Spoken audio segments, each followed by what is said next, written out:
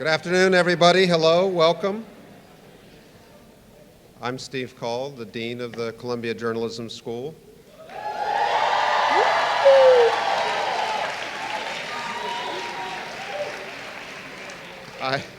I'd like to start by observing the obvious. You guys dominated the commencement.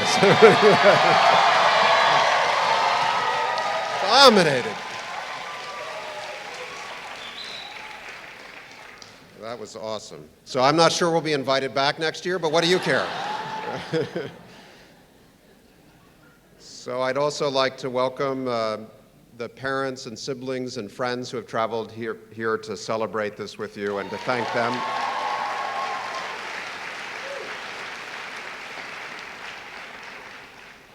I know you'll have an opportunity to thank them yourselves, but I know all of the faculty up here who worked with your friends and children and siblings appreciate the fine work you did in raising them to be such fine young adults. They mostly kept out of trouble, and we learned a lot from them and are so proud of what they did here this year. I just wanted to say a few words of thanks myself to my colleagues, and then a few words about the school, and then get out of the way quickly so we can hear from our fantastic honored guest and others who have a few words to say and get to the awarding of the diplomas. But this graduation season does mark the end of my first year as dean, and I wanted to thank a few people by name. First, my predecessor, Nick Lemon, who served in this position for 10 years, did a spectacular job. It's not an easy job, I've learned this year, and he did it with such grace and forward-looking vision, and he left the school in really fine condition for me, and I'm very grateful to him for that. I'd also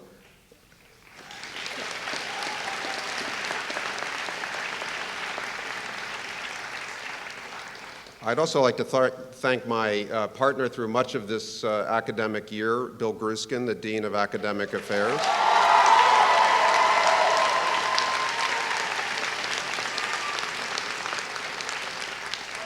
This is his last festival as Dean of Academic Affairs, but I hope I hope he'll be a part of this school and its faculty for an awfully long time. And I'd also like to welcome his successor, Sheila Coronel, a member of our faculty.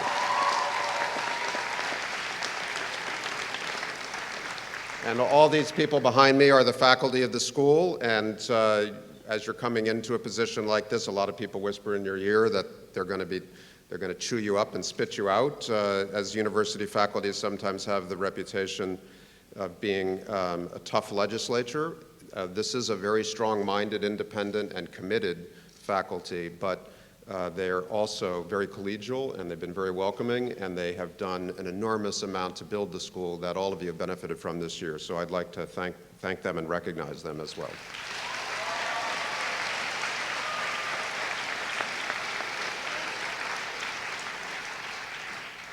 So just a few words about where this year is leading us, because a lot of what I've done in listening to you and watching you learn and watching these terrific professors teach is to think about how the future of journalism connects to the future of journalism education. And in many ways, we're obviously in a period of profound change, and the two questions are linked. Where is our profession going, and therefore, what does our school have to do? And I just wanted to mention four priorities that have really emerged from our work this year and that are going to shape a lot of what we do over the next 3 to 5 years.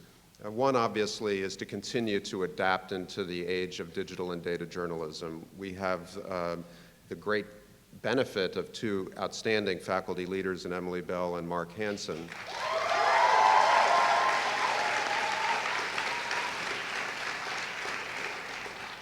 And with their leadership and with really the leadership of many other faculty members who are not data scientists or statisticians, we I think have defined a very clear course of really continuous integration of data science and computational science into journalism.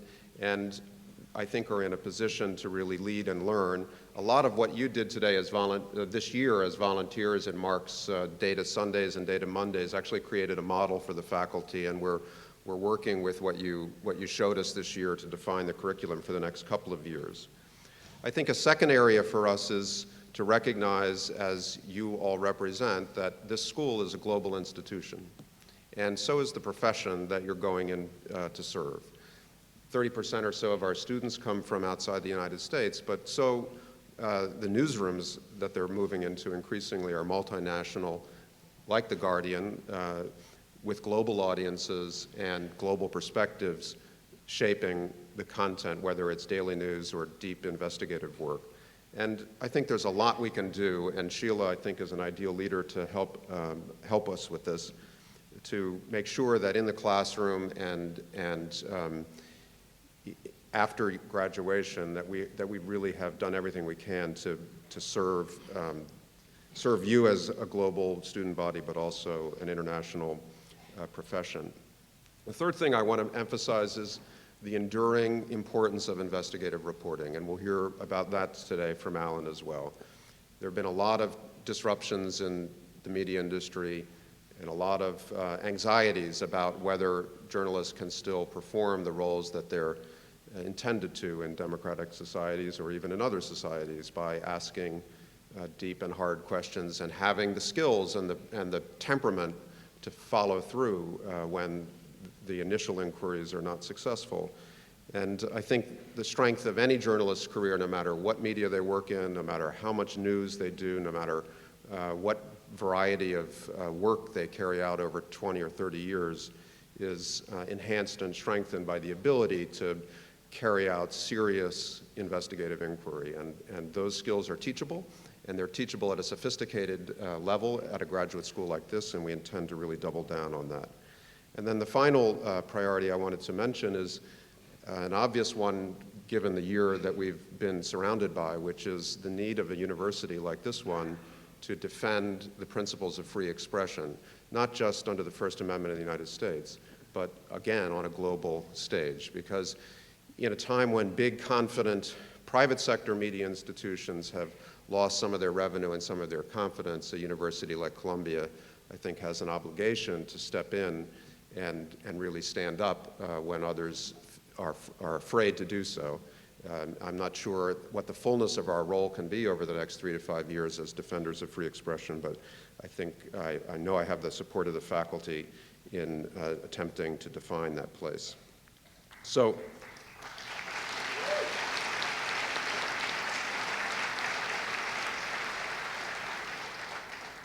the last point along these lines I wanted to make is just the discovery that I think you've really helped me come to along with my colleagues, which is that these kinds of changes and commitments in the era we're in journalism, this is not a matter of moving from point A to point B. This is not a simple restructuring that we can accomplish and then say good work and back to the basics. This is going to be a continuous process over the next probably 10 or 20 years. And so we have to continuously adapt into it and recognize that even the technologies that galvanize our attention now, like data analytics and drones as a tool of photography and journalism, are not likely to be the technologies that are at the edge of your ethical and professional dilemmas when you're 10 years out from school. You may be wrestling then with facial recognition software or wearable headgear as a narrative device or any number of things that seem a little bit implausible now.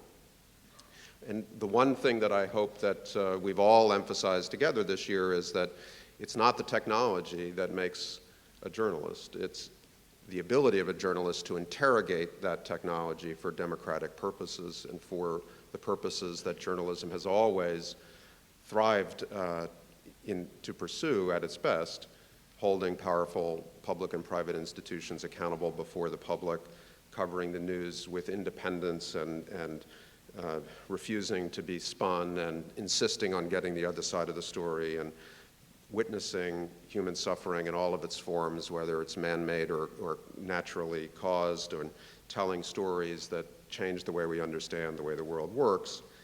And of course, you know, there is no app for that. That is what you're going to have to do day in and day out, and you've been hearing a lot of unsolicited advice from people at podiums the last couple of days, so I'm only going to say two things.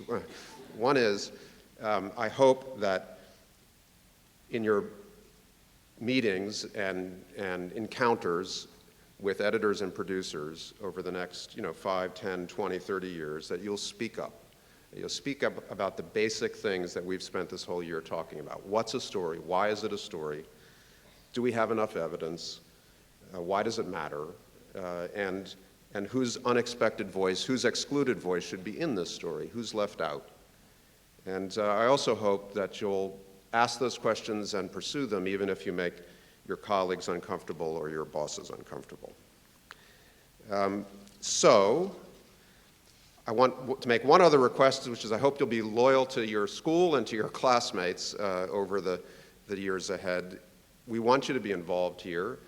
I hope that for the great majority, not necessarily all of you, that this is your last graduation.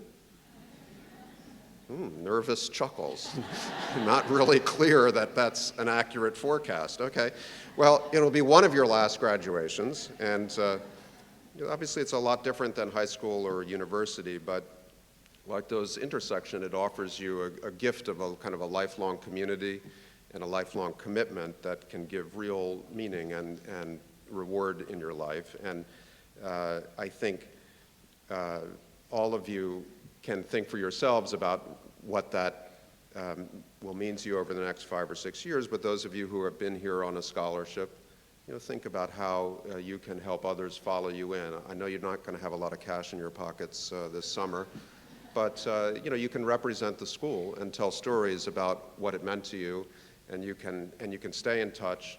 And even small gifts early in life, $10, $20 a year when you're a young person, can create a habit of philanthropy that, at least in my own experience, turns out over a long life to be very satisfying. But mostly it's about relationships. It's about the people sitting next to you and your loyalty to them, and you're staying in touch with them and building a community from that. And I expect to hear back about at least 1 or 2 class of 14 marriages or weddings before too long. I'm not fishing for an invitation, but I'm just saying. Look, be great and don't settle, and zig when everybody else zags, and come back and see us. And let us be helpful to you in any way we can. Thank you very much.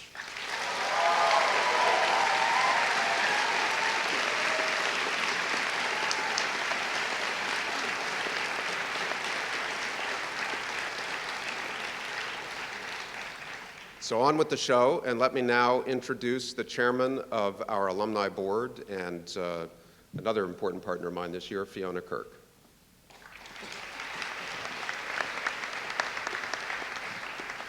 Thank you.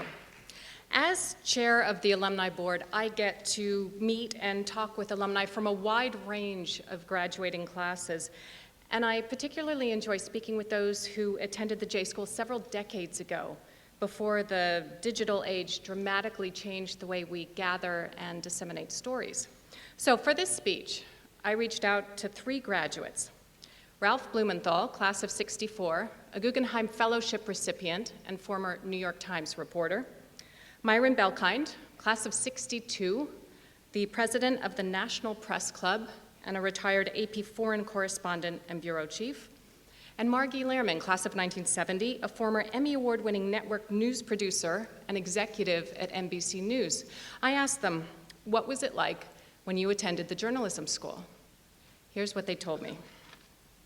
On the first day of school, each of us had to go to an assigned location, get a story, come back and write it, and turn it in on deadline. Unfortunately, one of our classmates who'd never been in New York City before was assigned to go to Coney Island. At the end of the day, she went straight back to her apartment, packed her bags, and left town. She never returned. We wrote on typewriters, and neatness counted. A mistake or two on the page, and you crumpled it up and started all over. You had to know what you wanted to say before you typed it. No noodling around to get an idea, like today. There was a dress code. Men wore jacket and ties, and there's even a photo of me smoking a pipe in class in the World Room. Hard to imagine today. We had to carry enough dimes with us when we went on assignment so we could make calls from payphones back to our news desks. And finally, one day we were told the class assignment was to find a certain celebrity's phone number. Students called all kinds of contacts only to be informed at the end of the day that the number was in the phone book.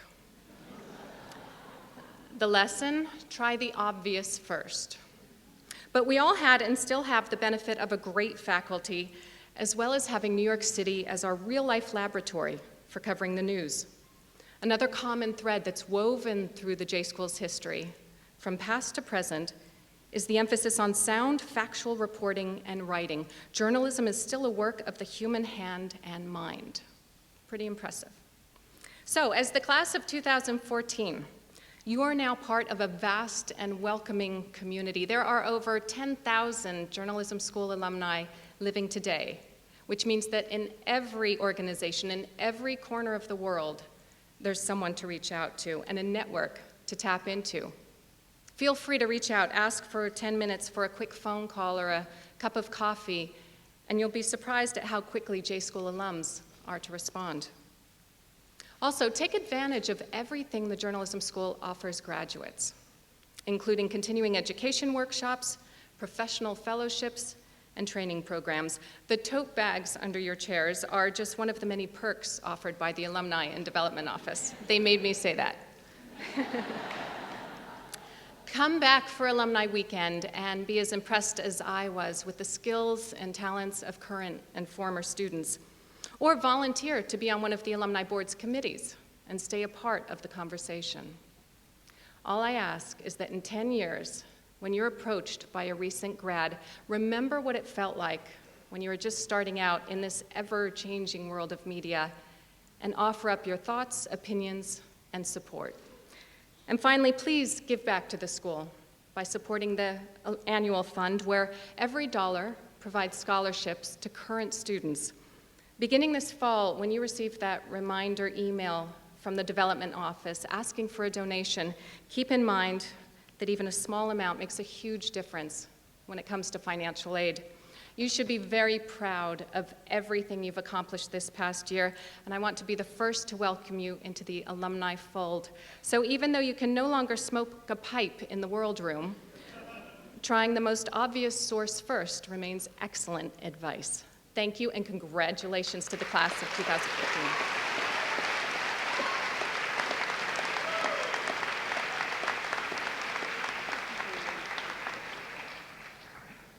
And now I'd like to ask SPJ advisor Rebecca Castillo to come to the podium. She's going to introduce our student speaker.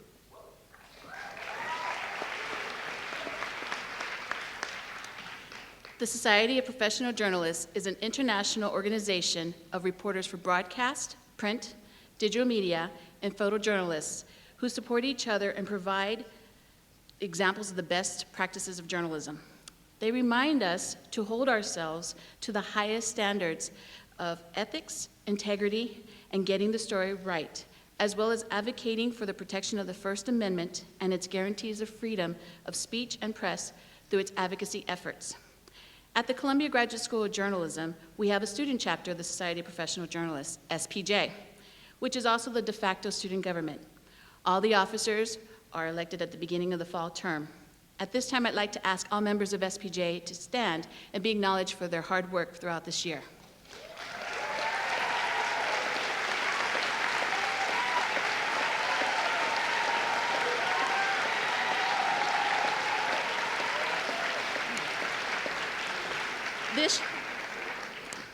This year, Jason Miles was elected president. In one of my first conversations with Jason, I asked him, why do you want to be president? And he told me he wanted to be a person to make a difference for his classmates. As a part-time student, he had the opportunity to see what worked and what was missing during his first year. And he was determined to make it a memorable year this time round. I'd like to introduce the 2014 class president, Jason Miles.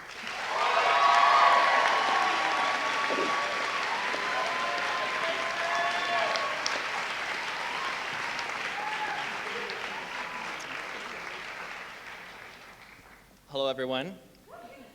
It's cute. I have a few things I'd like to say, but first, let me just take a selfie real quick. I just want to try to remember this moment. Might be a little dark.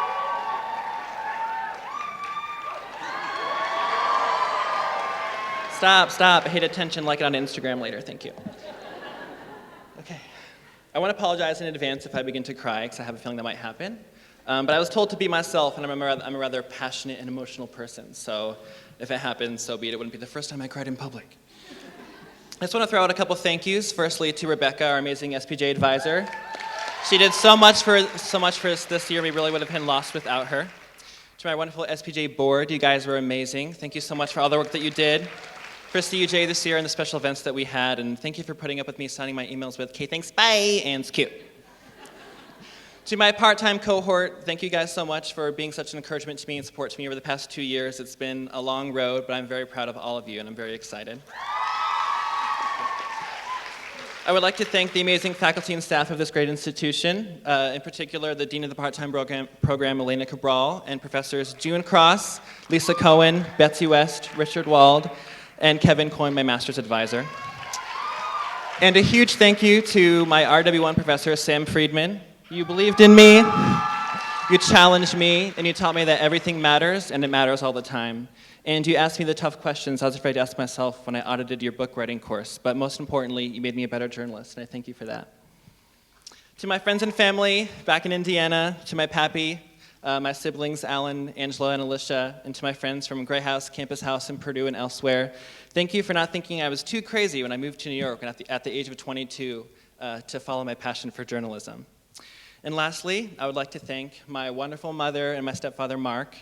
Many of you don't know my backstory, but I can truly say that I would not be here if it wasn't for the incredible sacrifice of my mother, Cindy Fields. Mom, I'm so grateful that you graciously let me reap the benefits of what you've sown in my life. And thank you for reminding me that there's a plan and purpose for my life when I wasn't able to see it myself. Thank you very much for that. Congratulations to the Columbia Journalism Class of 2014. You have survived late nights, Journalism Essentials, master's projects, Brad's Coffee, starting now emails, and the school Facebook group. So congrats for that. You should really be very proud of yourselves and your classmates. We're walking out of here with meaningful relationships and much more than a diploma. I've been thinking a lot about where we go from here, asking myself how do we become successful in our careers and wondering what jobs we're going to get to make this all feel worth it. Success is defined differently depending on who you ask. What may be a success for me might not be a success for you. To some, it's writing for the New York Times. To others, it's reporting live for a national TV network, or perhaps it's being the editor-in-chief of a community newspaper, or having a startup, or taking what you learned here and bringing it to other fields. But I've come to realize something. I don't want success just for the sake of having it. I believe that we should not be tirelessly working to chase the elusive definition of success unless we're working towards a greater good, something bigger than ourselves. If we're to be successful, it should come from a mix of dedication and chance, a byproduct of hard work accomplished and just needed to be done. Great success will come for us. Journalism is certainly a field that fosters prestige. If you look at the faculty and staff of this great institution, they are examples of that. But what they did first and foremost was the footwork. They were boots on the ground, out reporting in neighborhoods, the nation, and our world. They didn't just hear people talk, but they listened to their stories. They didn't just look around them, but they saw what was happening out of plain sight. These educators put in the time and effort into the stories that they were reporting because they knew that those stories were more important than a byline. Did they hope for success? I'm sure that they did. But more importantly, they hoped to do important work.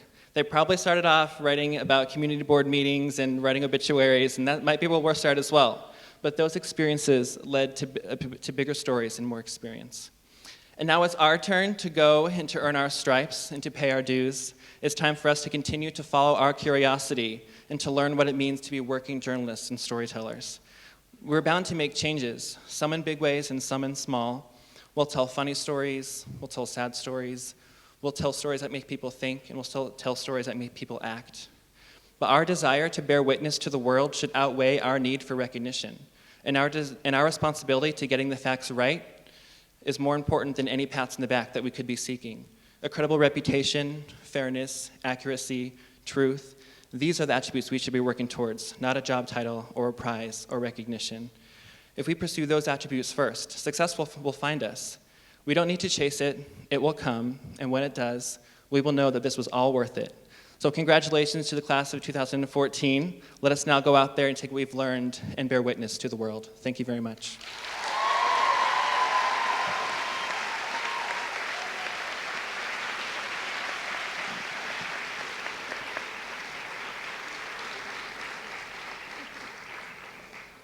And now to our honoree.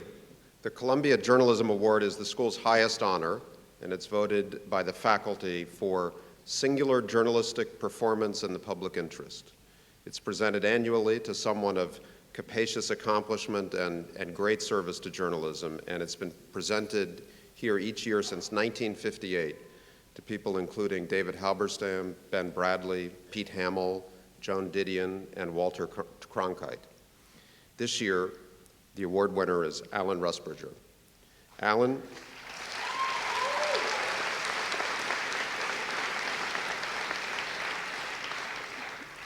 is editor-in-chief of The Guardian newspaper, and a name you've probably heard given his leadership and his paper's involvement in breaking the global story of NSA surveillance originated in disclosures by Edward Snowden. And before that, for The Guardian's role in leading a lot of the coverage that emerged from the WikiLeaks disclosures. For The Guardian's groundbreaking work, the paper was awarded the Pulitzer Prize for Public Service, the gold medal, the highest award the Pulitzers have to offer, as well as the George Polk Award for National Security Reporting. Alan has been the editor of The Guardian for 19 years, and throughout that time he has been a fearless champion of press freedom, even in a British environment that is not always as sympathetic to the kinds of decisions that he has bravely made as an editor in an American setting might expect. So it's really with great conviction and enthusiasm that the faculty voted him this award. And there's more that can be said. I'll just say very briefly, Alan has, beyond his courage and responsible decision-making in managing the dilemmas that he has managed over the last couple of years, he's also led The Guardian into the future, developing a gigantic worldwide digital audience and modeling a form of adaptation by legacy newspapers to the digital age that is the envy of his peers. So it's my great pleasure to welcome Alan to New York and to introduce him as this year's recipient of the Columbia Journalism Award. Alan.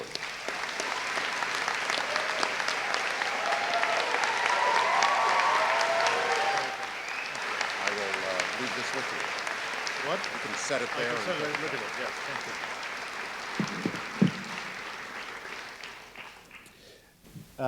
Thank you very much, Steve. Thank you very much, the faculty. It's an immense honor to receive this award, to be honored in this way, and to be asked to speak on this occasion. So I want to thank you for the recognition. It really is important. I think that the Guardian's work should be honored in this way, particularly because of what Steve referred to, which is the legal and political climate in Britain, which was the background to our reporting. So these kind of awards are important. And I also want to echo what Steve said in his introductory remarks about the role of universities like Columbia, but perhaps especially Columbia, in the role they have in teaching, in helping us as an industry think about the future, and in defending free expression. And I shouldn't also accept this award without just nodding to my colleague Janine Gibson, currently of The Guardian, always of The Guardian, for her role in the Snowden reporting. So these are, yes, give her a round of applause.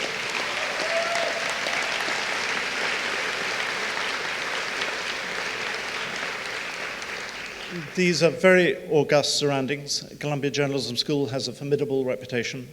It's a place where people argue each other intellectually and earnestly all day long, and then continue the row all night long on Twitter. Or maybe that's just Emily Bell. I couldn't really understand whether this was a commencement speech or not a commencement speech. But in any way, I hadn't appreciated what a big deal commencement speeches were, because we don't have them in Britain.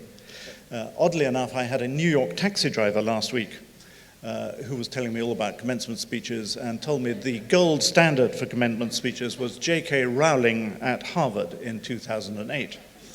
And I can recommend it. She makes lots of jokes about Harry Potter. And when people see me, they also make lots of jokes about Harry Potter.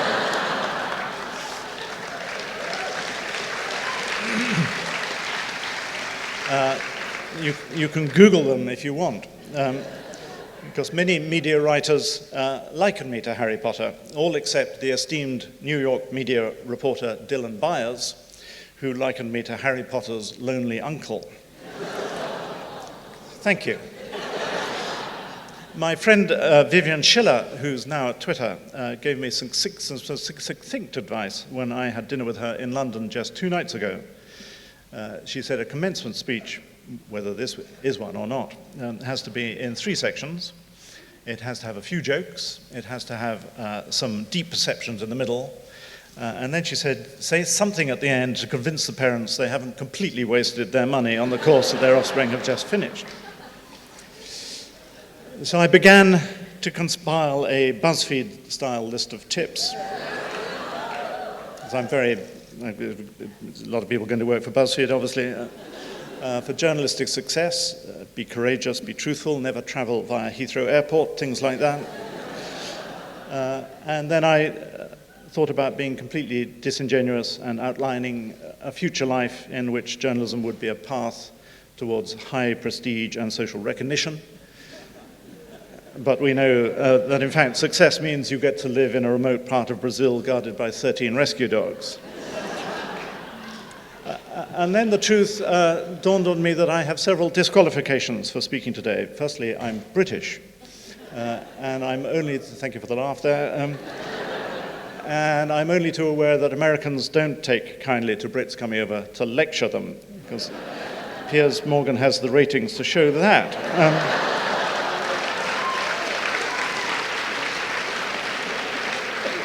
Then there is the gulf of misunderstanding about the 2 journalistic cultures.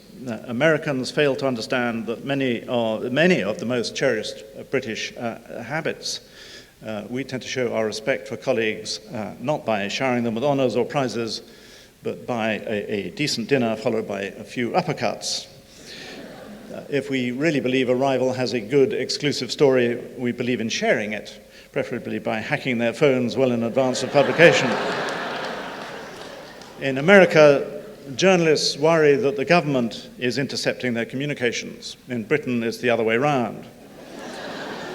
Similarly, I think Brits don't understand the passion and commitment that goes into American journalism. There's something I have learnt that all American editors do, which I have never done, and now I hardly know how to tell our owners, the Scott Trust, that I have not yet tattooed the Guardian's masthead on my back. Some people got that. And though we think we're passionate about stories in London, but we don't have your tradition of celebrating notable scoops by punching our fists through the walls. Some people got that. In British journalism, the more aggressive you are, the better. In American journalism, it evidently doesn't pay to be pushy.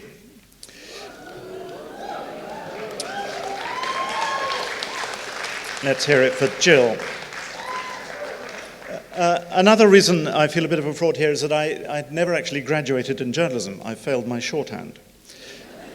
Anybody else failed their shorthand here? And back then, without 100 words a minute, you couldn't even get a certificate in journalism, never mind a degree.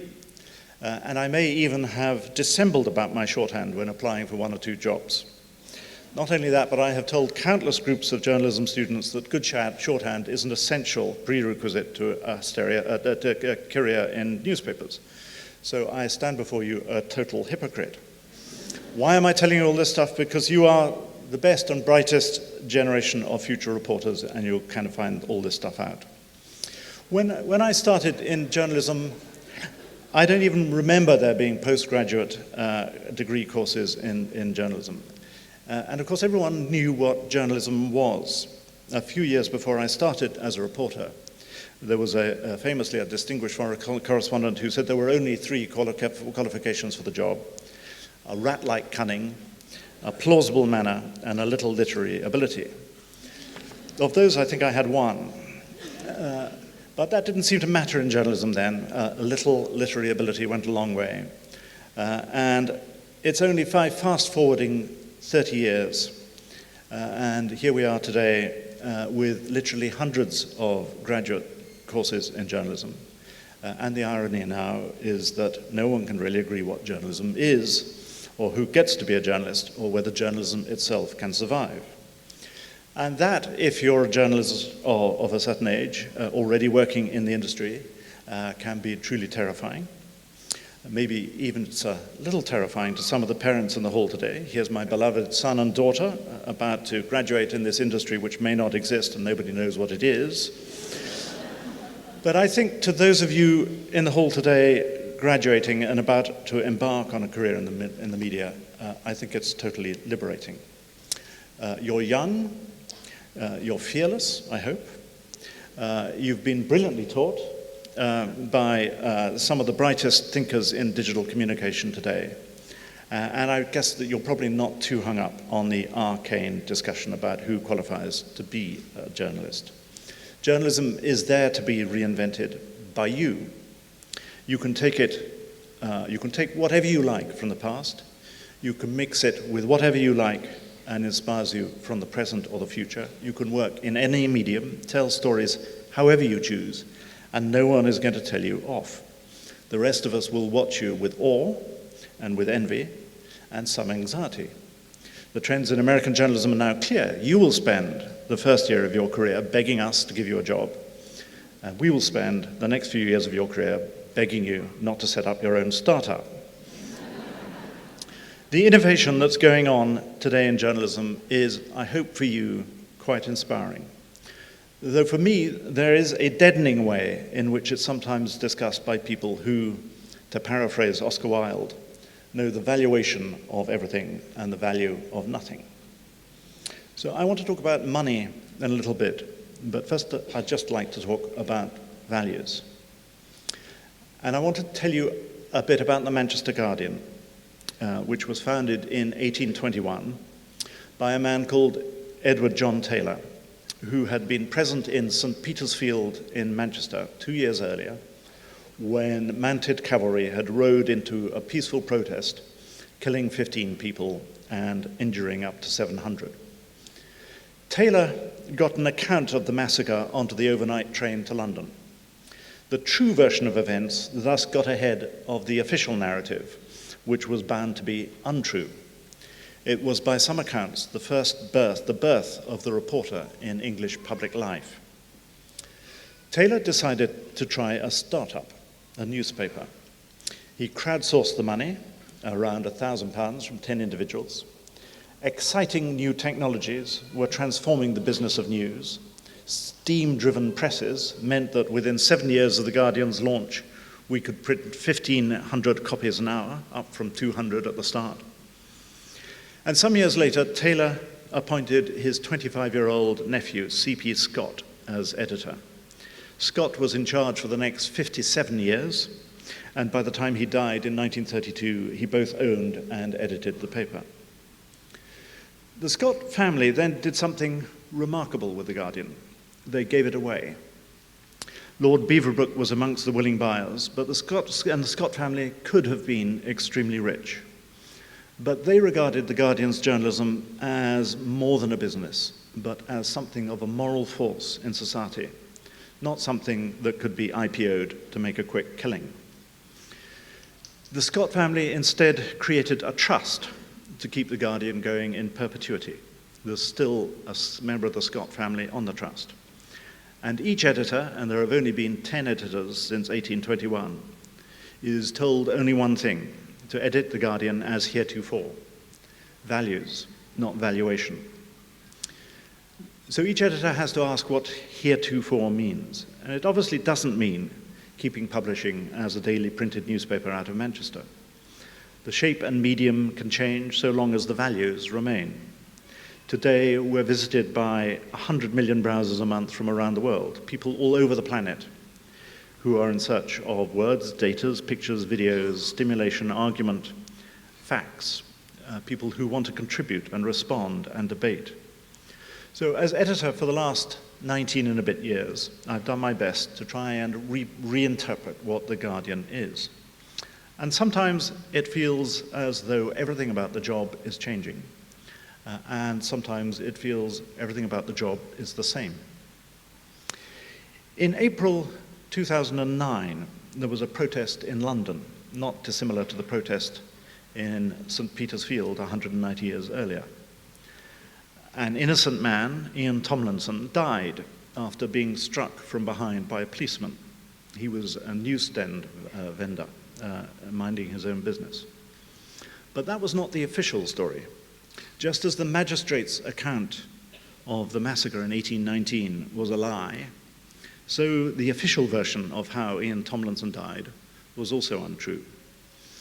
And it took a solitary reporter, Paul Lewis, to uncover the truth, partly by old-fashioned reporting and partly by crowdsourcing the story. The crucial evidence of how Ian Tomlinson died, in fact, was revealed by an American investment banker who read The Guardian online and found that he had captured the assault on video. The banker was, that day, a kind of reporter. And so what Paul Lewis and our banker reporter were doing with that story was standing aside from power and scrutinizing it. And I guess everybody in the hall today knows that all forms of power will always need scrutiny. And the world, therefore, will always need reporters in whatever shape or form they come. The job of scrutinizing power is rarely comfortable for either side. In all the big stories for which The Guardian has recently attracted attention, Tomlinson, WikiLeaks, phone hacking, undercover policing, rendition and torture, tax avoidance, and Edward Snowden, we have been attacked, our motives have been questioned, our legal teams besieged, our editorial staff summoned to Parliament to explain ourselves, and the police called in. Our computer equipment has been smashed up on orders of the state because they felt there had been enough debate about mass data collection and surveillance. The threat that our reporting would simply be closed down demand that we prove our patriotism.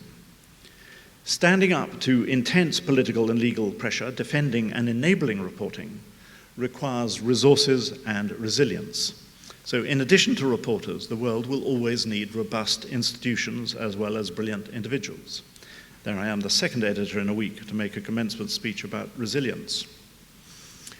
Now, there have been times in The Guardian's history when it happened that the business model of the time comfortably supported that idea of serious journalism as something that was necessary, a form of public service, and sometimes a profitable one. But the news business has always been cyclical, and the Scott family and their successors were wise enough to build up and run other businesses that would sustain The Guardian in the down cycles. For a long time, the Manchester Evening News, the sister paper in Manchester, and its classified advertising income came to the periodic rescue. But that too changed. Technology again. But another business, second-hand card advertising this time, successfully managed the transition from one technology and one economic model to another. And the Guardian Media Group currently has about $1 billion in the bank and no debt, thanks to that and other wise investments. And we will rely on that money to help us think and invest our way through the present cycle, in which, once again, the business model of The Guardian and all other newspapers is changing. The Guardian isn't a charity, it has to be a business. But it can be a patient business with a long view. The Manchester paper that became a national paper is now the second largest serious newspaper website in the world. But nobody is sitting on our shoulder wanting quarterly results or demanding double-digit returns. The Guardian has no valuation because it has no value. It could never be bought or sold. But I think it does have values. And those values are strangely clarifying when it comes to thinking about what journalism is becoming or what kind of journalism is necessary. The wonderful thing about working with someone like Emily Bell at a place like The Guardian was that we could have conversations that started right from the outset from the premise of what was right journalistically. The crucial question 4 or 5 years ago was not paywall or free. Rather, should we be closed to the world or open? The most interesting question was not what will make the most money, but how would information work in the future? What would be the interesting voices, the witnesses, the challengers, the scrutineers, the outsiders, the competitors? How would they publish? How would they publish, share and distribute what they created? How could we best be heard? How could we harness all that, be part of it, amplify it, swim with it, use it all to create a better account of the world? And of course, make enough money, not huge margins, but enough money to make the enterprise sustainable for the future. Those debates grew out of a shared culture. There was, as Steve said earlier, no algorithm that could help us. And all those conversations helped place journalism in a proper context for the future. My colleagues would, they soon appreciated, never again have a monopoly on information in the way that it was distributed. Equally, there were things that we did and were and would be irreplaceable. Now, I know that most news organizations are not like The Guardian, though in fairness, our billion-dollar endowment is less than some of our competitors speculate on a single deal. Nevertheless, some of you will be thinking it's all very well for him. And of course, I understand what you mean. I feel quite extraordinarily lucky that I've spent most of my professional life at The Guardian, owned and backed by a trust. I have tried to do my bit for the heretofore, but I'm always aware that I owe my great slice of fortune to people who could have cashed out, but decided instead to think of what mattered. They thought of other people's future, not their own present. And that struck me as the most important thing that I could say today, because today is, for you, about the future. It's about a room full of people who have studied and worked amazingly hard in order to be at this point of departure in their lives. Your futures begin tomorrow. And of course, some of you will want to go out and make lots of money. And so that's the point at which the parents can relax. Some parents can relax about the cost of their education to date. And some of you will find ways of combining money with values. But how marvelous it would be if a number of you were primarily seized by the possibility of this moment in journalism to do something of real importance, to be guided by values, not valuation. And since we're talking about the future today, I'll end by mentioning perhaps the ultimate challenge to your generation, our generation, all generations of about-to-be journalists. Whether this species has much of a future is, according to the overwhelming majority of scientific opinion, in some doubt. Is there a bigger news story than that? Has any news organization really lived up to the challenge of making that real for people, real in a way that would create the political possibility of working to save the species? So I hope that some of you in the room today might be motivated to consider that question. How is it that news, conventionally defined by the people who up to now have had a semi-monopoly on it, have so far failed miserably to articulate dramatically and repeatedly the peril we're in?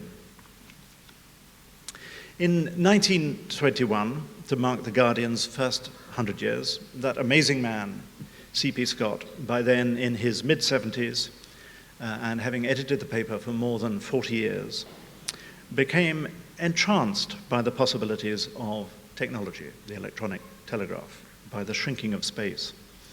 In a letter to the American people, he was breathlessly excited. What a change for the world. What a chance for the newspaper, he wrote. And I feel the same, confronted by a room of super smart, well-trained, about-to-be journalists. What an opportunity you have. What an opportunity for journalism. What a great thing that you've decided to do this, despite all the gloom mongers moaning about the death of journalism, because journalism isn't going to die. Not a chance. So ignore all the gloomsters and just please concentrate on the possibilities that lie in front of you and in your grasp. And parents in the room, I hope you're really proud of your offspring today for their chosen path. Journalism, however defined, is necessary in any society and at any time. And the people who go into it, driven by values and a sense of its importance, what it can achieve, how it can change society, deserve our thanks and our respect. It is a high form of public service. I wish you all the greatest possible fortune in it. I think I've now come in 20 words under J.K. Rowling. I don't have her talent, her looks, her money, her brilliance, or her magic. But I hope that some of what I've said today resonates with some of you. Thank you for listening, and good luck in your careers.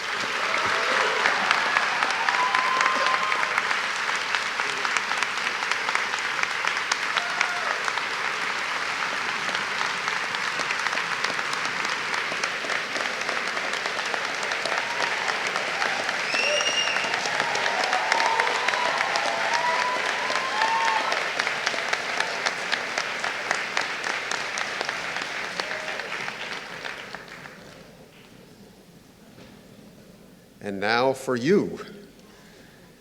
At yesterday's Journalism Day ceremony, we announced the student prizes and honors.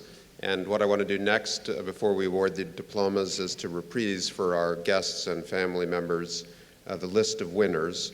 So we're going to do this in the reverse order we did it yesterday. So the first thing I'd like to do is to recognize the MS students who are graduating with honors on the basis of the cumulative honors they earned in the different courses that they took over the course of the year. This is for the MS class alone.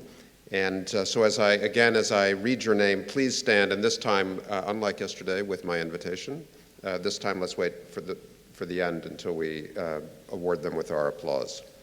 So, Caroline Mary Ballard. That was pretty good. Johanna Nicole Barr, Benjamin Baskin, Indrani Basu,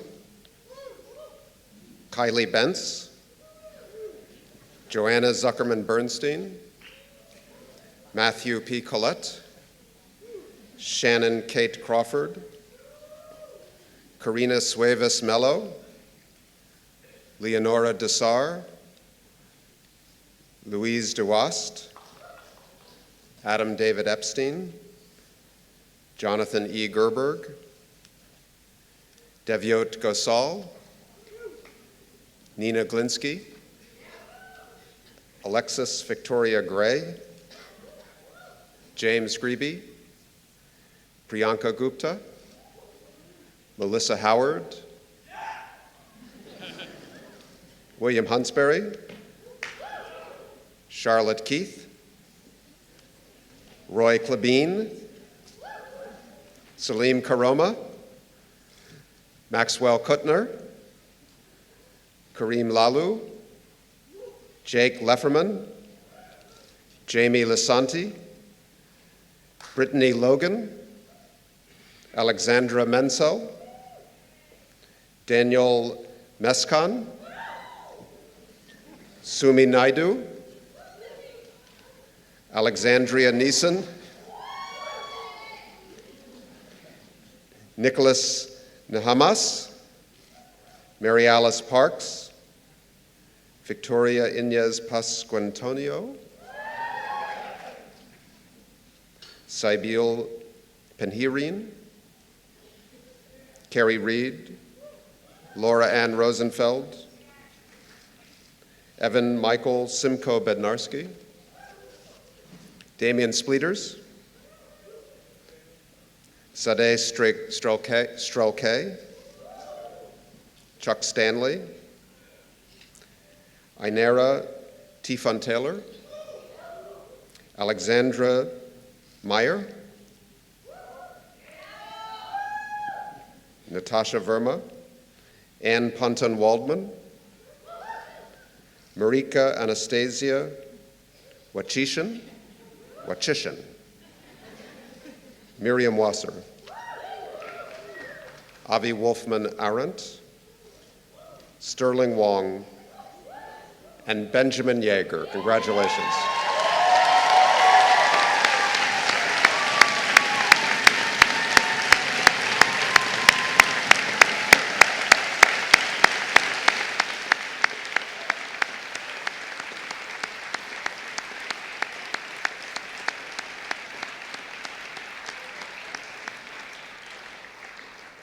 Great. If you'll sit, and some of you will be standing again now as I go through the specific award winners.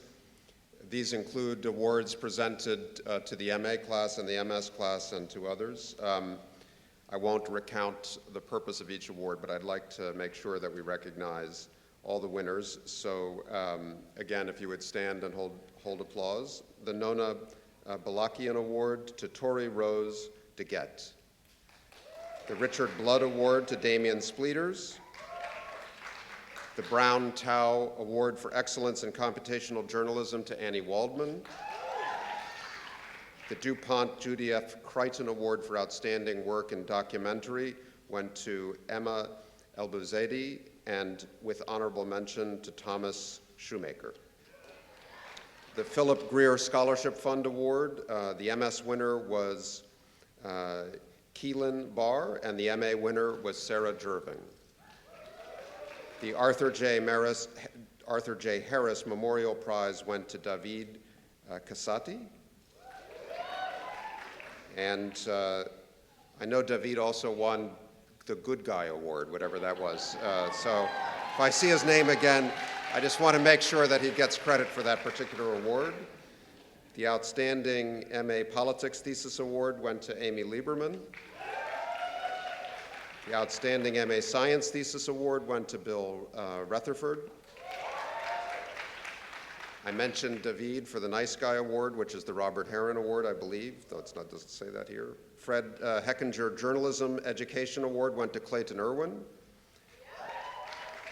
The Horgan Prizes for Excellence in Science Writing, third place went to Celia Watson Suppel, second place went to Joanna Nicole Barr, and first place to Kimberly Brooke Amiano. The award for Outstanding Editorial Writing went to Jeffrey William Milada. The Peter Keller Prize went to Nina Glinsky and Anand Katakam. The Joan Connor Broadcast Journalism Award went to Avi Wolfman Arendt. And the Linton Fellowship in Book Writing went to two students of Sam Friedman's book class, Nicholas Carl Smith and Janisha Watts. The Mel Mentor Award went to Nicholas Albert Nehamas. The Henry Taylor Award to Sabine Penhirin. The James Westler Memorial Awards International, there were two divisions. The International Award went to Amy Lieberman, and the local to Stav Zive. And the Lewis Winnick Prize went to Ahmed Abul Anain. And then, as the parents and friends might not be aware, there are 5 Pulitzer Traveling Fellowships awarded each year, most of them from the original endowment that created the school and the Pulitzer Prizes. These are prizes of $7,500 each to support journalistic travel by the top performers in each class. There is one that is dedicated to a student who has demonstrated a concentration in arts and arts criticism, and this year that fellowship went to Chris Ip. And then there are 4 remaining fellowships to the students with the highest honors achievement in the MS class. And those 4 winners are Ann Waldman, Daviet Gosal, and what turned out to be, by virtue of a tie, our co-valedictorians, Shannon Kate Crawford and Miriam Wasser. Please join me in congratulating all of them.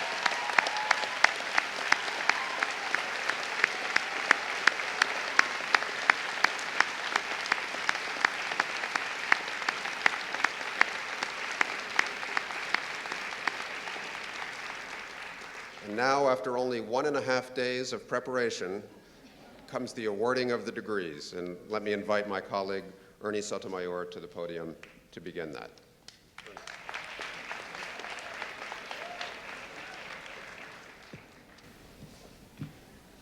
Welcome.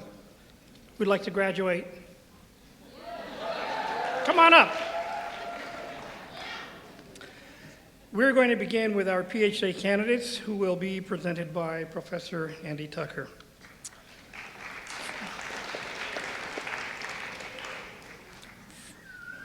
Where are our candidates? There we go. Okay. From Burke, Virginia, Catherine Fink.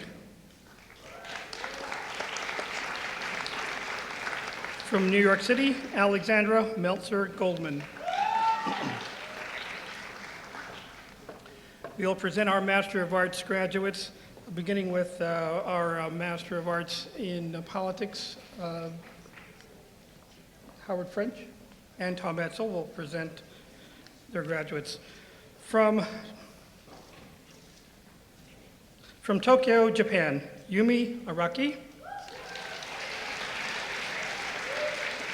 From Milan, Italy, Benedetta Argenteri. From New Delhi, India, Nikita Duval.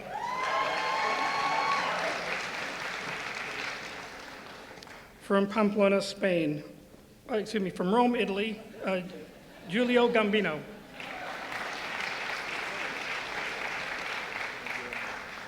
From Pamplona, Spain, Alvaro Guzman Bastida. From Bloomington, Indiana, Miriam Habil. From Dublin, Ireland, Kaylin Hogan. From Srinagar, Kashmir, Mehboob Jalani. From Denver, Colorado, Sheila V. Kumar. From New York City, Amy Danielle Lieberman.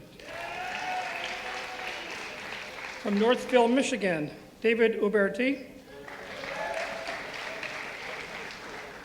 And from London, Nikki Wolf.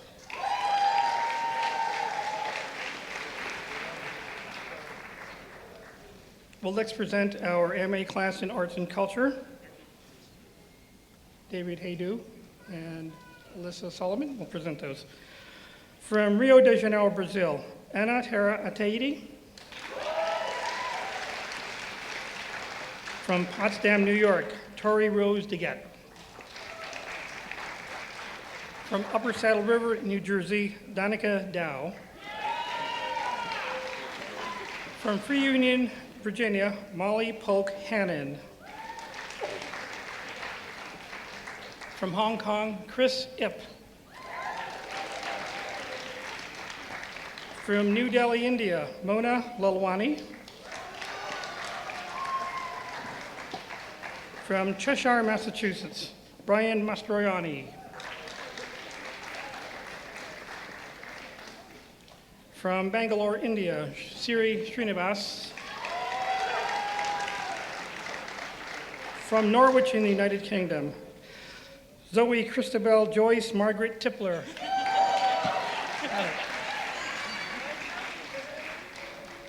From Daltonganj, India, Shelley Walia. From Tel Aviv, Israel, Amaral Wenkert. From North Adams, Massachusetts, Abigail Wood. From Hangzhou, China, Wang Shenghan.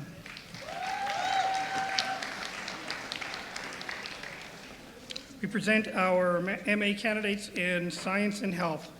Marguerite Holloway and Jonathan Weiner will present them. First, from Atlanta, Georgia, Lynn Anderson.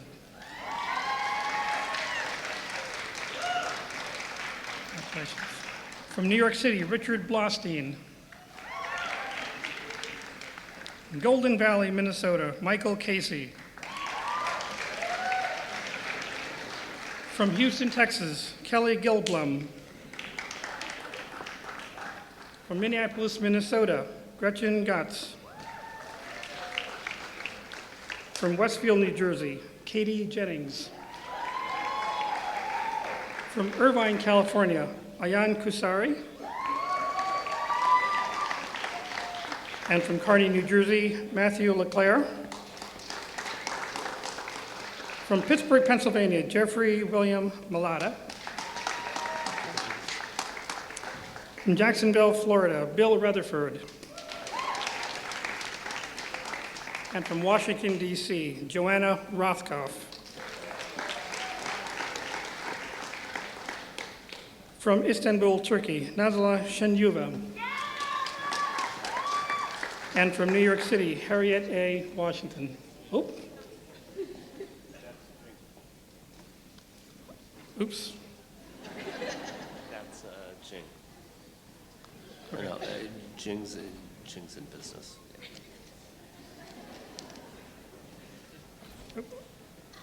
Okay. Well, proceed now with the MA candidates in business. Flubbed it. Jim Stewart will present those. Beginning with, from East Brunswick, New Jersey, Jing Cao. From Bovicia, Italy, Davide Casate.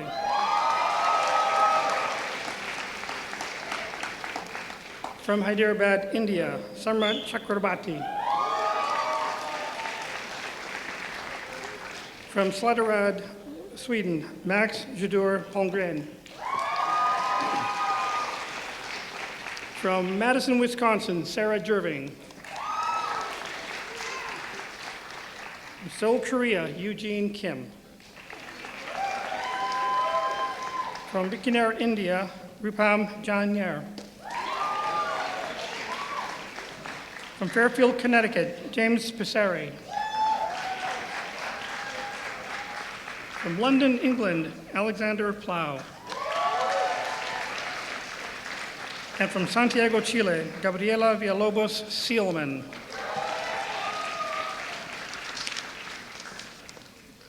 I'll now call up Terry Thompson, who will present the MS degrees and certificates to our Knight Badgett in Business Journalism Fellows. First, from Houston, Texas, Anjali Atavale, excuse me. Anjali Atavale. From Accra, Ghana, Emmanuel Dugbevi.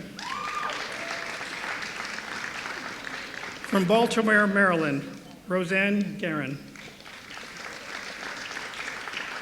From New York City, Jeff Horwitz. From Kathmandu, Nepal, Prem Kanal. From New York City, Margaret Sanger-Katz. From Bethlehem, Pennsylvania, Spencer Soper. From New York City, Peter Svensson. And from Brookline, Massachusetts, Amy Yee. Call up Linnell Hancock, Professor Linnell Hancock, to present the Spencer Fellows. From Milwaukee, Wisconsin, Jamal Abdul Alim.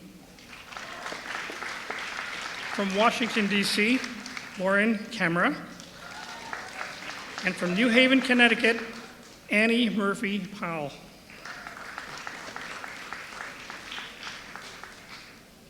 Dean Gruskin will present our graduates in journalism and computer science, our dual degree. From Curitiba, Brazil, Nicholas Francisco Luel. From Sunnyvale, California, Elaine Mao. And from Seoul, Korea, Aram Chung.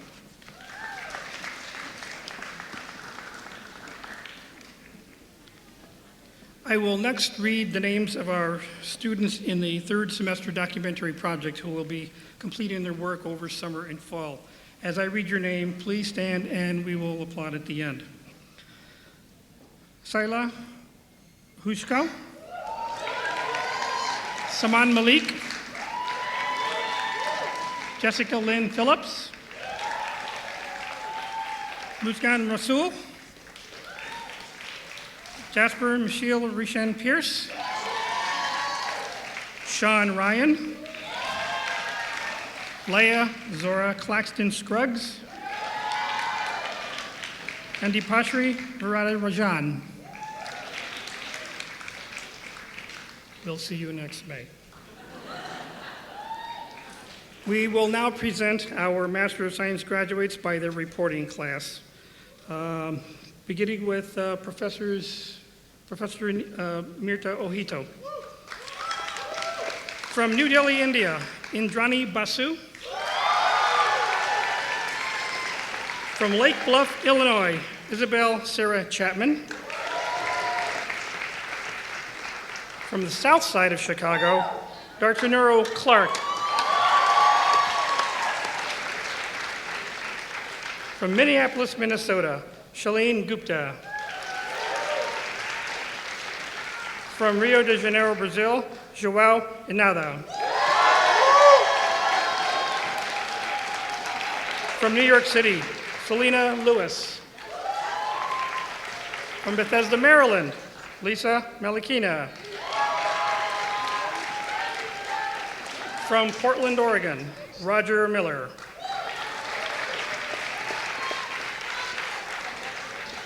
From the San Francisco Bay Area, Shawanika Narayan.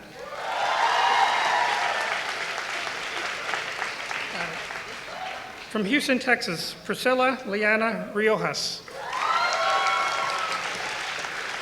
From Toronto, Canada, Katie Toth. And from Miami, Florida, Stephen Valdivia.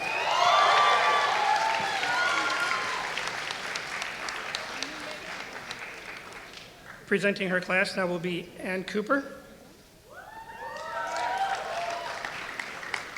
From Cairo, Egypt, Salma Amer. From Weston, Connecticut, Ben Baskin. From Devon, Pennsylvania, Kylie Bentz. From Saskatoon, Saskatchewan in Canada, Portia Crow.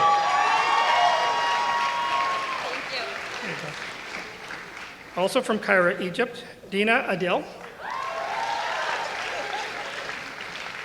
From Tinton Falls in New Jersey, Jillian Fair Fama. From Frankfurt, Germany, Julian Gatalier. From Merrick, New York, Robert Hackett. From Riverside, California, Smita Khurana. From Milan, Italy, Matteo Lonardi.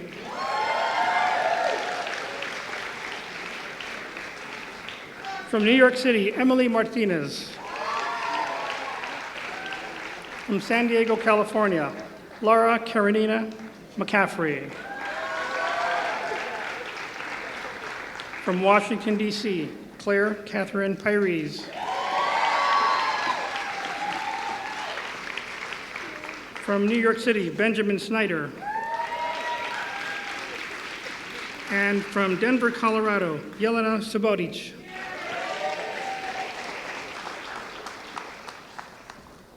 I'll call up Professors Sheila Cornell and Bill Gruskin to present our graduates from the Stabile Investigative Journalism Program. From Cairo, Egypt, Ahmed Abul Enain.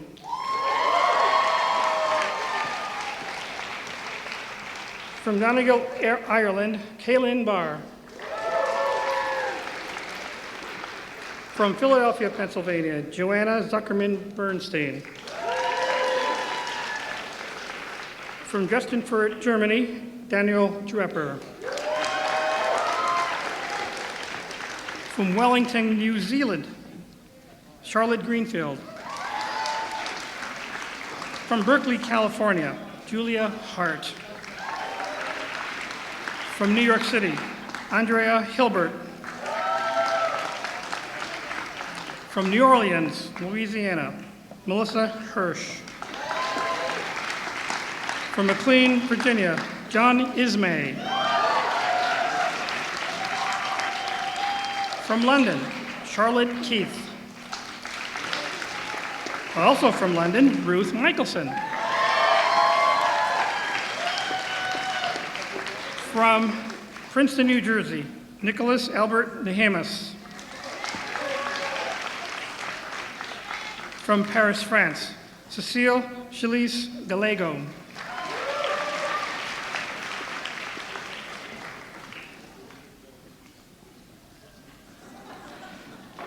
From Ghent, Belgium, Damien Spleeters and son Vigo.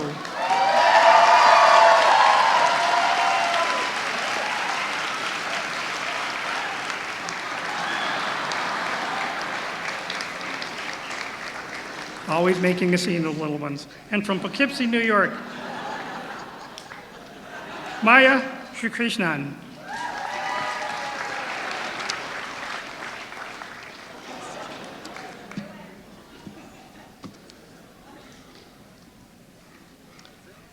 Now ask June Cross to present her class. Again, beginning with Houston, Texas, Trevor Vernon Anderson. From Forest, Virginia, Caroline Ballard.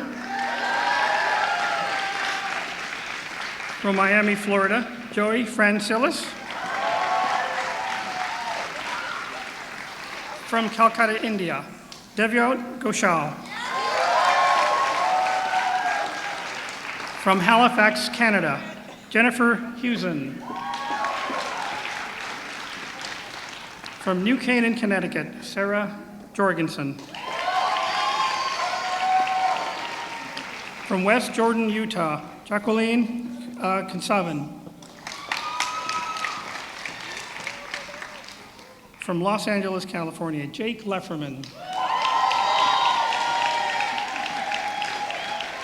From Washington, D.C., Marissa Marcelino. From Eastside, San Jose, California, Elizabeth Mendez.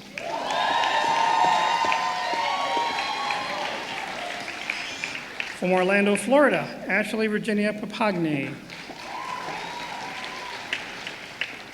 From Paris, France, Sybille Penherin. From Abu Dhabi in the United Arab Emirates, Marie Shabaya.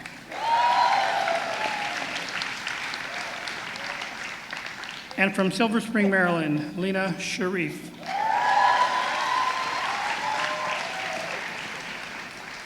We welcome back Professor Joe Cutbirth to present his class. From New York City, Johanna Nicole Barr. From Brooklyn, New York, Izzy Best. From Wantage, New Jersey, Catherine Brenzel.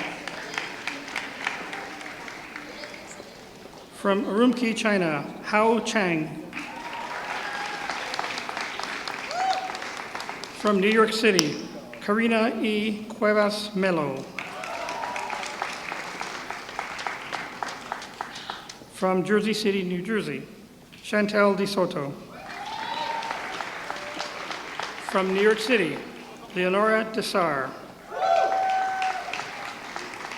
Also from New York City, Amanda Fayer. From Athens, Greece, Marianne Georgentopoulos.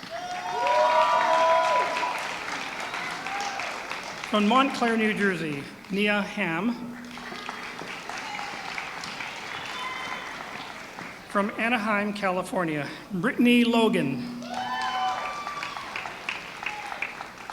From Santo Domingo in the Dominican Republic, Julissa Ortiz Acosta.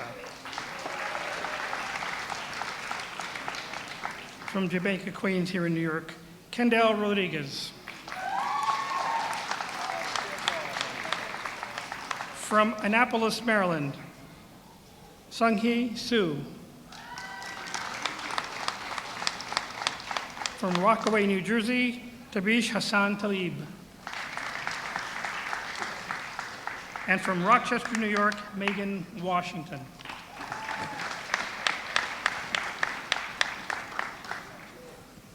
Professor Anthony DePalma will now present his class. Oh, Houston's not at the top of this one, okay. Let's begin with Seattle, Washington, John Albert.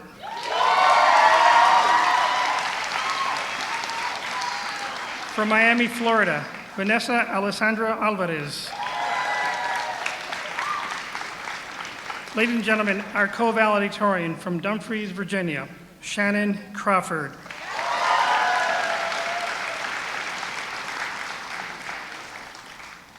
From Dobbs Ferry, New York, Evan Fowler.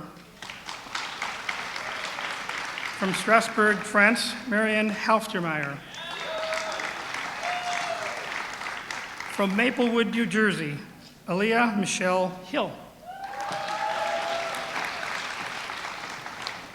From Melbourne, Australia, Amber Jameson.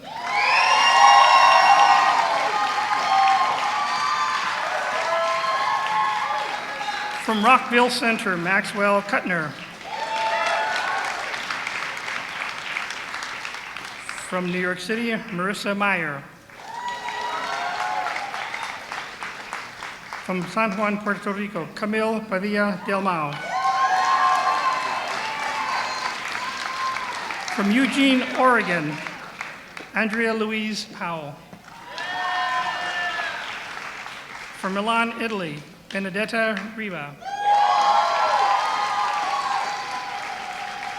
From Katona, New York, Veronica Jean Seltzer. And from Buffalo, New York, Jason Silverstein.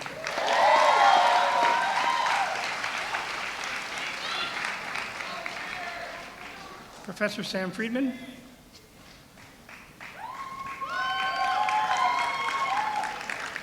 From Brooklyn, New York, Ernest Chichow.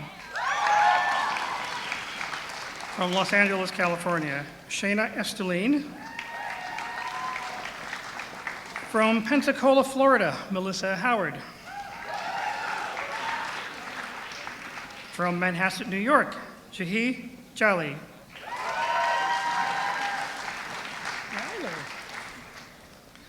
From Fayetteville, Ohio, Kellyanne Jones. From New York City, Cloda Marie McGowan. Your class president from West Lafayette, Indiana, Jason D. Miles.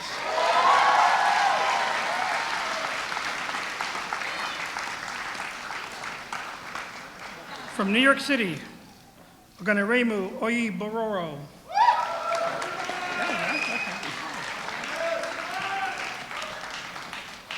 From New York City, Victoria Inez Pasquantonio.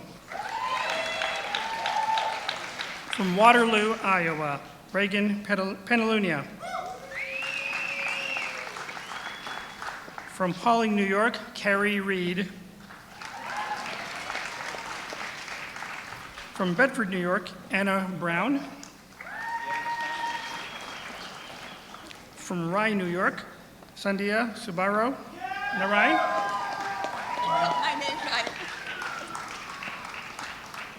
From Manchester, Connecticut, Michael Wilhoft. And from Bronxville, New York, Mary Diane Wojcik.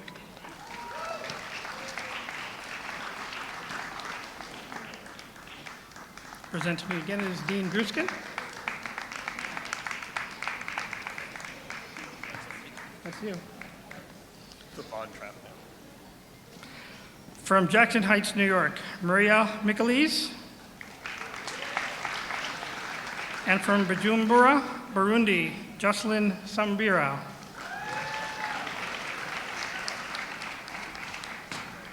Professors David Claytel and Du Lin Tu.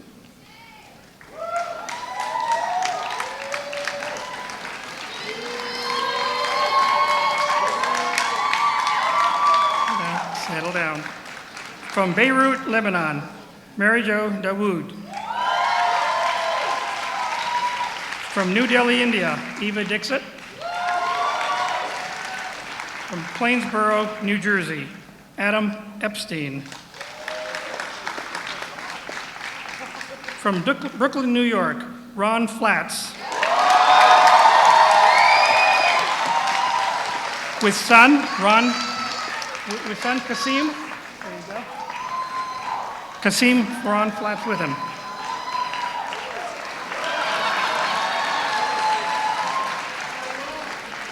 From New York, Roy Klabine.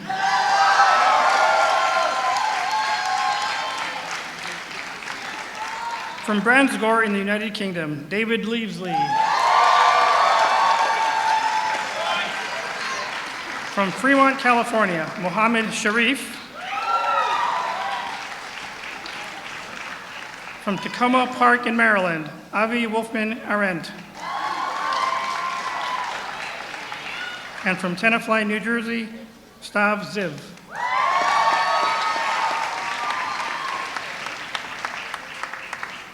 I call Tammy Luby.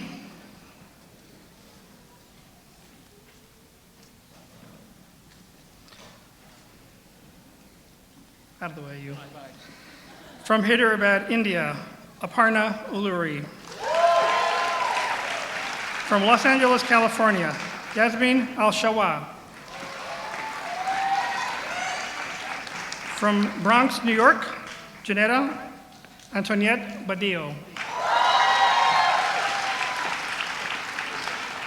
From Little Rock, Arkansas, Clayton Irwin. From Stamford, Connecticut, James Greeby. From Paris, France, Margot Haydad. From Amherst, Massachusetts, Nina Hannah Heikkinen. From Minneapolis, Minnesota, Kelly Kutaski. From Clifton, New Jersey, Jamie Lasanti. From Charlottesville, Virginia, Sarah O'Brien.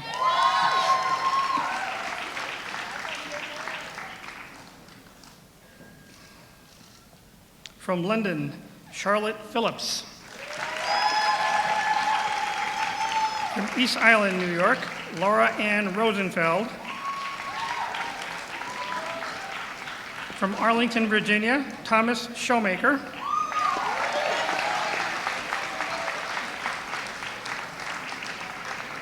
And from Toronto, Canada, Siran Rurasanga.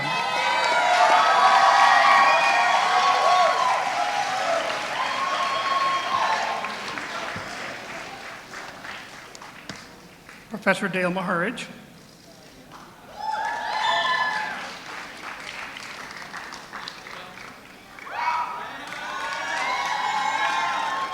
From Berkeley, California, Caroline Mason Anderson. From Houston, Texas, Jerome Douglas Bailey Jr. From Albany, New York, Peggy Barmore.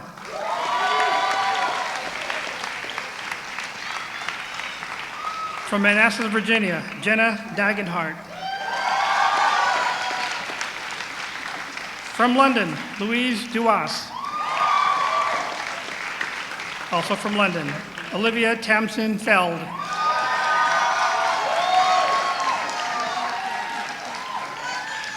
From Anaheim Hills in California, Brian Scott Gallagher. From Abuja, Nigeria, Rahima Gambo. From Bangalore, India, Anund Kudikam.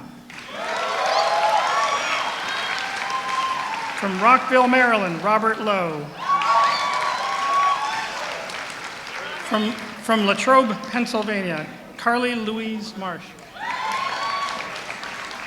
From San Francisco, California, Ellen S. Park. From Princeton Junction in New Jersey, Leif Samuel Skodnick.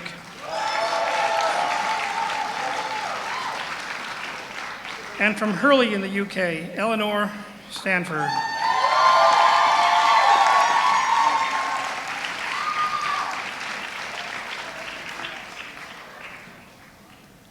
Next is the class of Professors Laura Sotomayor and Laura Muha and Ernest Sotomayor.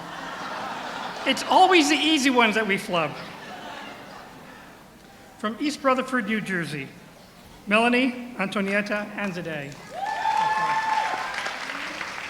From Palo Alto, California, Pierre Bename.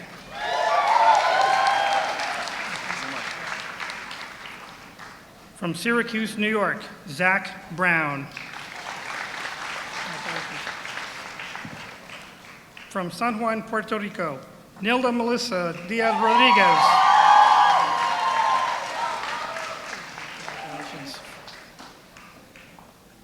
From Baltimore, Maryland, Syra Khan. Thank you. From Indianapolis, Indiana, Patrick Sean McGovern.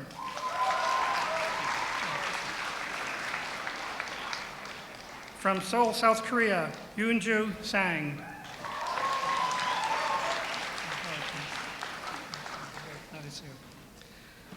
From Lagos, Nigeria, Asabe Vincent Otiono.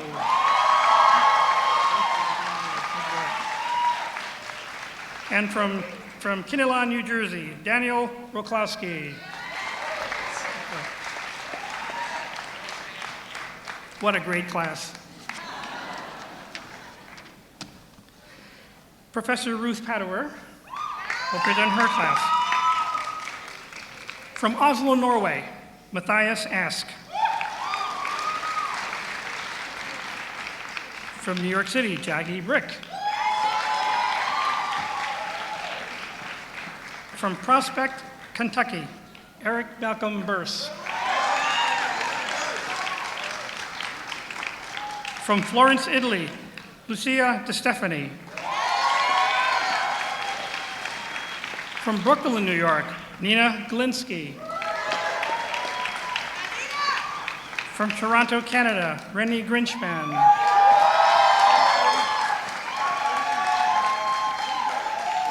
From Dallas, Texas, Thomas Earl Hawkins IV.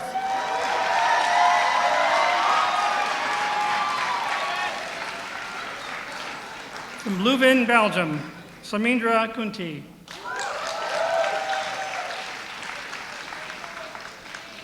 From Mumbai, India, Asha Mahadewan.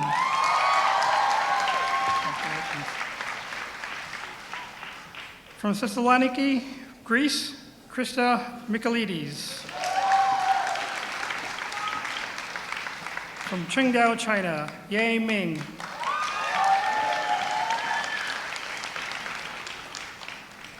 From Ione, California, Michael Warren Mott.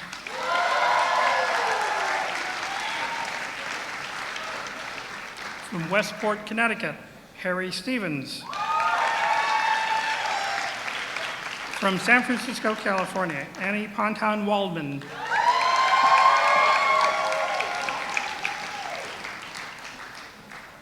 And from New York City, Christopher Zoya.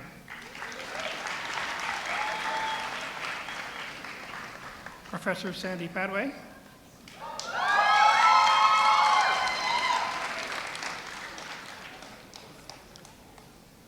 From Philadelphia, Pennsylvania, Melanie Bavaria. From New Delhi, India, Tanya Dua. From Chino Hills in California, Anum Khan. From New York City, Paul Isaiah Maga.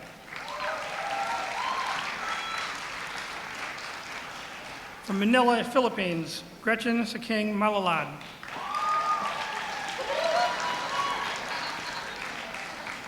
From Savannah, Georgia, Anum Masroor. From Fairfield, Iowa, Daniel Hank Mescan. From Washington, D.C., Beatrice Peterson. From New York City, Sade Strelke. From Bayonne, New Jersey, Evan Michael Simko Bednarski. From Kearney, Arizona, Nicholas Carl Smith.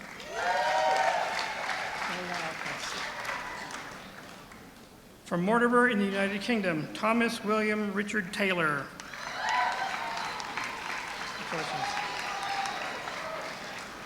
And from Madrid, Spain, Ainara Teffenthaler.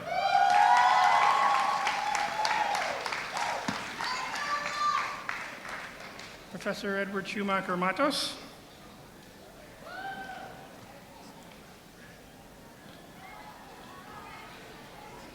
From Bronxville, New York, Brennan Carley. From Toronto, Canada, Madeline Cummings. From Leader, Saskatchewan, Canada, Dorian Ross Gill Geiger. From Miami, Florida, Alexis Gray. From Old Tappan, New Jersey, Eugene Lee.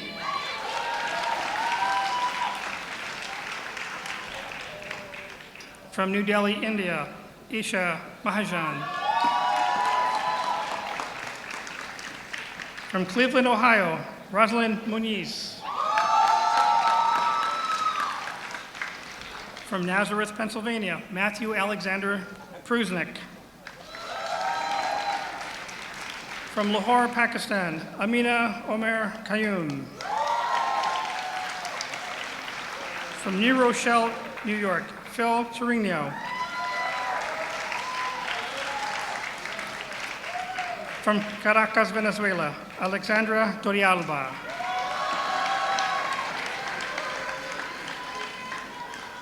From Sao Paulo, Brazil, Rachel Viana.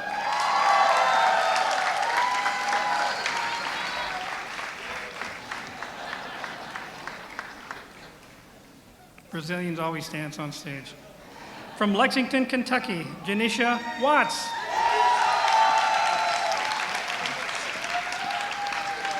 From Singapore, Sterling Wong.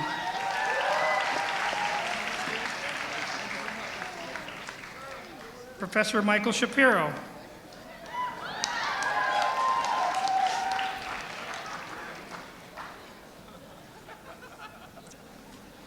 From Copenhagen, Denmark, Lene Beck Salisen.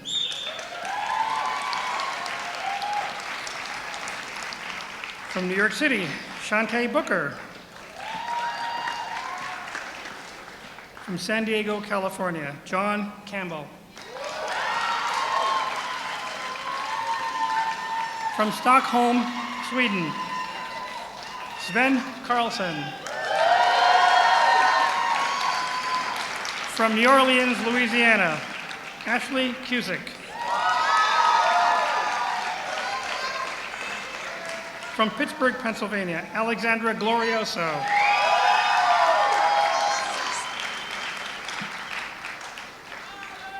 From Leonardtown, Maryland, Stephen Charles Henderson and baby June.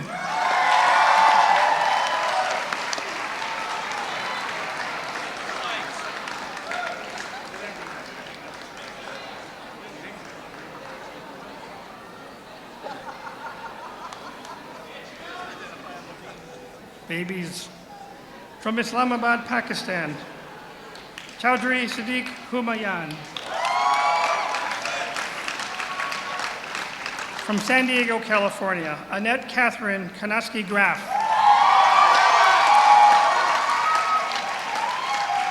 From Del Rio, Texas, Jose Luis Munoz. From Bombay, India, Sharanya N. Haridas. From Ottawa, Canada, Joanna Pluchinska. From Hoboken, New Jersey, Nicola Ray Pring.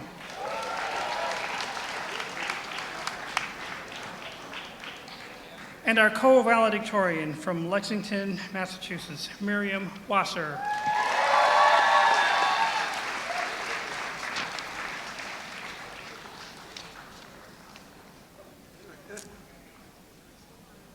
I now call up Professor Amy Singer. From Accra, Ghana, Raymond Yaldidong Bayer.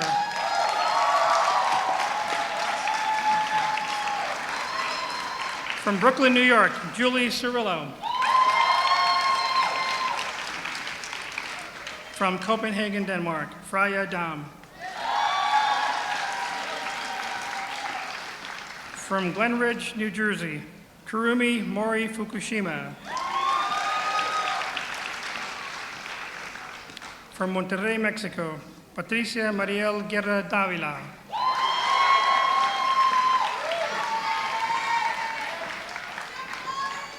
From Kolkata, India, Priyanka Gupta. From Denver, Colorado, Benjamin James Hulak. From New York City, Felice Leon.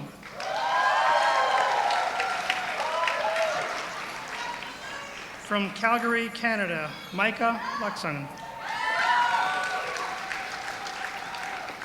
From Melbourne, Australia, Sumi Naidu. From Oklahoma City in Oklahoma, Natalie Rahal.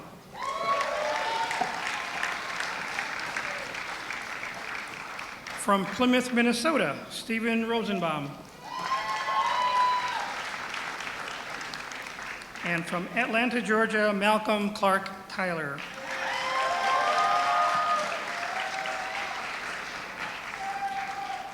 Presenting next will be Paula Spann.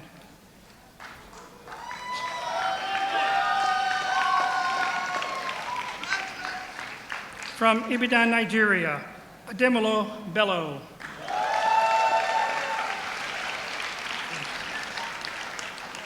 From New York City, Shana Lisa Childs. From Stonington, Connecticut, Matthew Collette.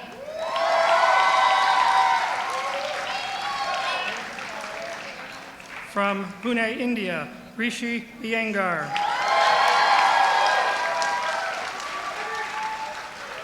From London and Pretoria, South Africa, Papi Imputing.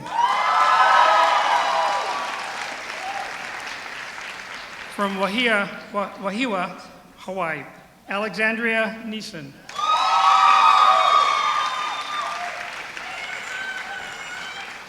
From Oka, Nigeria, Kerry Ram.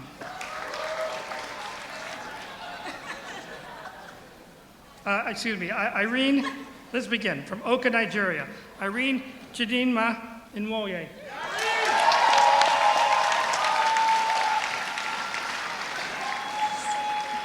From Rockville, Maryland, Kerry Ram.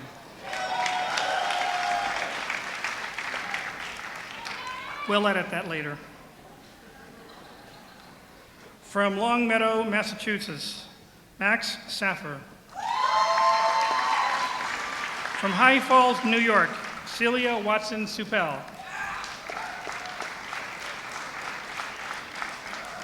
From Chennai, India, Divya Singaravelu. From Bangkok, Thailand, Vic Sahoni. From Washington, D.C., Colin Wilhelm. From New York City, Annie Wu. And from Shanghai, China, Chen Wu.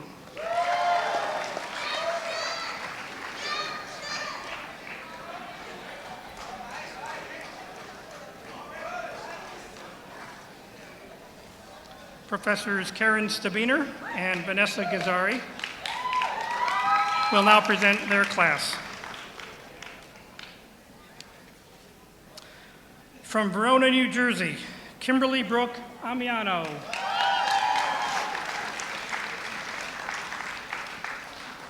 From Boca Raton, Florida, Rachel Benayan. From Calexico, California, Alejandro Davila Fragoso.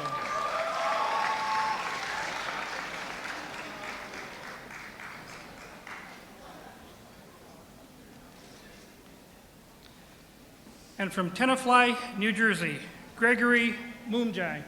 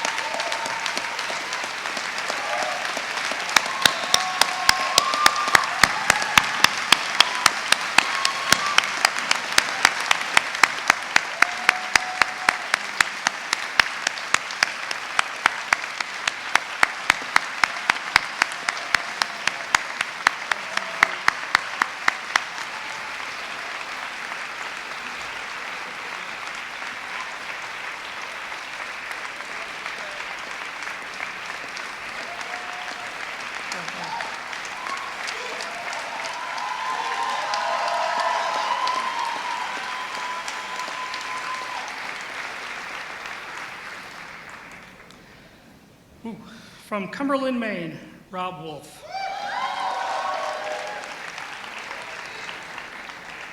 From Tangier, Morocco, Karim Lalou. Baltimore, Maryland, Jennifer Miller. From Long Island, New York, Avery Harper.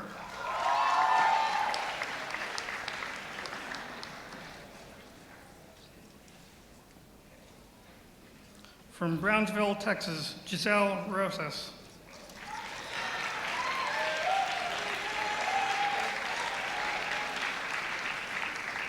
From New Delhi, India, Smriti Sinha.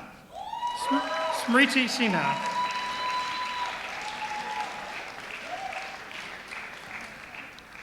From Toronto, Canada, Winnie Jian Zhou.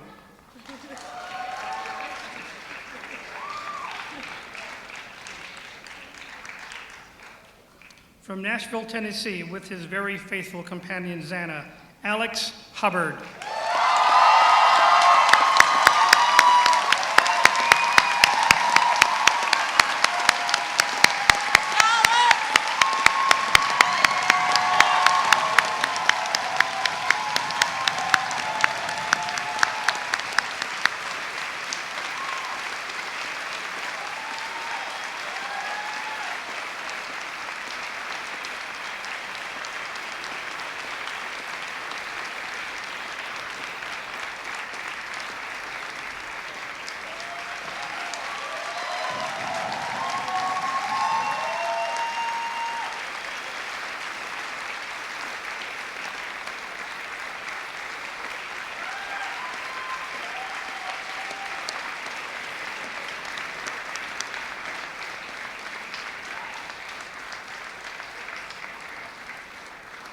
Xana's still 3 shorts of credits. From Toronto, Canada, Marika Anastasia Wachisen.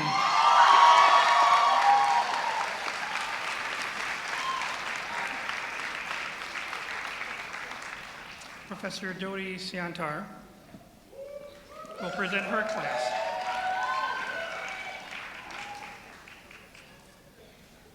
From St. Paul, Minnesota, Hillary Brueck.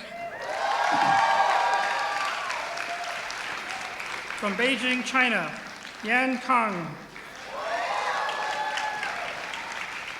From Los Angeles, California, Shayna Freisleben.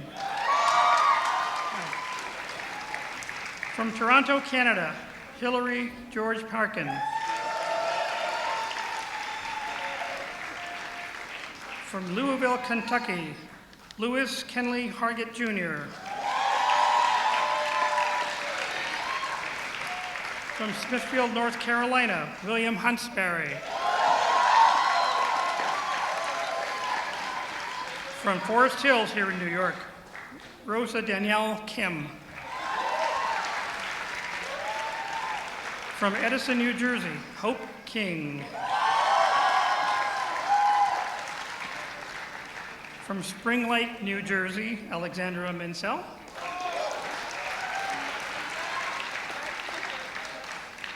From Berlin, Germany, Johannes Musial.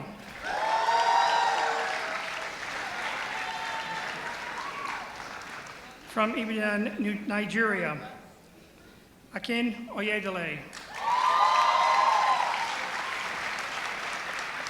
From Atlanta, Georgia, Tuska Poindoujour.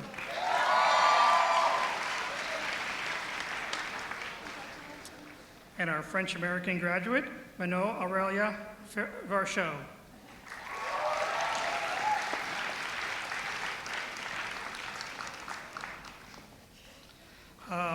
From Atlanta, Georgia, Chuck Stanley.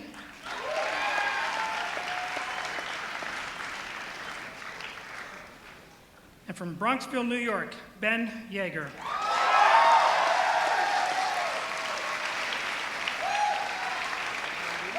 Congratulations to the class of 2014.